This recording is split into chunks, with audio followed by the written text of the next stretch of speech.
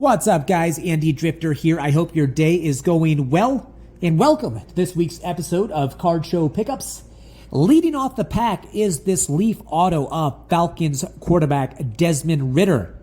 Going into this past season, I thought that DR was going to turn some heads and get some notoriety.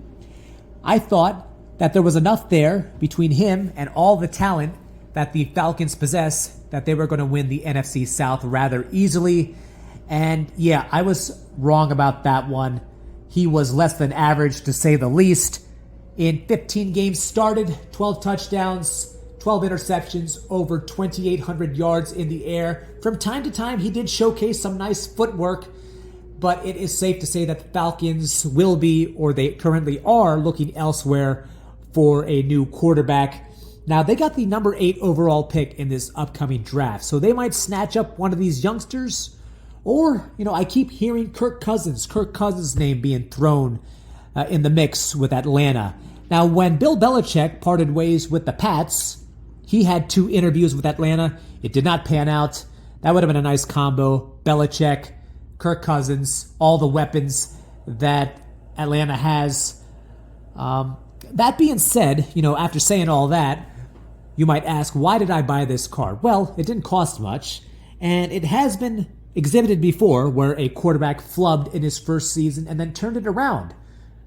Most recently, you look at Jared Goff, who after his first year was considered a bust. Peyton Manning had a very rocky first season. He led the league in interceptions. The Falcons, they do have a new head coach. One might make the argument that Taylor Heineke is a little more protective of the football compared to Desmond Ridder. So hang on to Heineke as the backup and trade off Ridder. Who knows what's going to happen? My prediction is he will be one of those journeyman backups that had a little bit of hype going into the start of his NFL career, but yeah, it's not going to pan out. But nonetheless, it's a nice looking card. Low risk, high reward possibly in the future. That's the first card I have for you, a Leaf Auto of Desmond Ridder, Atlanta Falcons, and formerly University of Cincinnati. One of my all-time favorite films is Terminator 2 Judgment Day. I also love the Oscar-nominated American History X, and both of those movies starred this young man right here, Edward Furlong. This was one of those autos that I pursued, not specifically this Leaf Auto, but I've always wanted to get his signature. He does do many appearances at Comic-Cons, but between the entry fee, sometimes a parking fee, the autograph fee, my general disdain towards Comic-Cons that you may have heard me talk about in last week's episode, this was the better and far more economical choice. Now, since Furlong appeared in American History X, he's had some personal issues. These child actors, they achieve success at such a young age.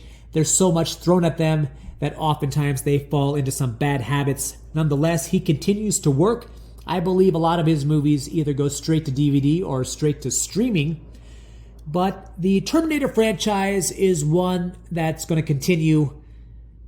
They always generate a lot of money, so who knows? They might write in a role for Furlong in a future Terminator movie. So that is autograph number 2, or card number 2 that I have for you, a Leaf Auto from Edward Furlong. Pop Century 2023. Third up to bat is this 2022 Bowman Chrome on-card auto of outfielder Sal Frelick.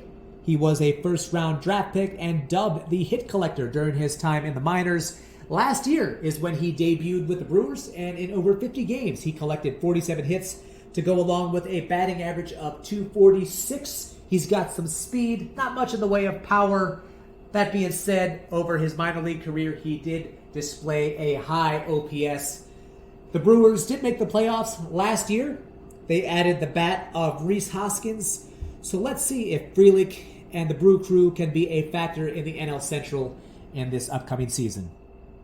The final card that I have for your viewing is this PSA 10 2013 Bowman rookie card of Aaron Judge, who currently sits at 257 home runs. More than halfway to that magical mark of 500. The question is, at 31 years of age and with some history of showing to be injury prone, will he reach that mark? That remains to be seen. Last year, he missed a third of the season and still hit 37 bombs. The year before that, he hit a record-setting 62 home runs.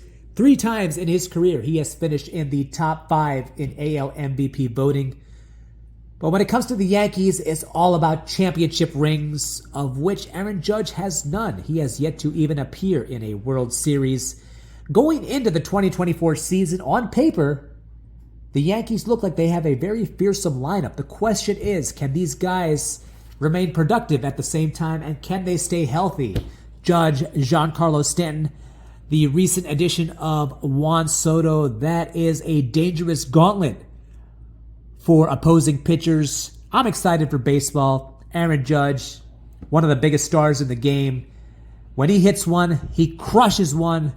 Tape measure home runs. He is must-see TV when he steps up to the plate.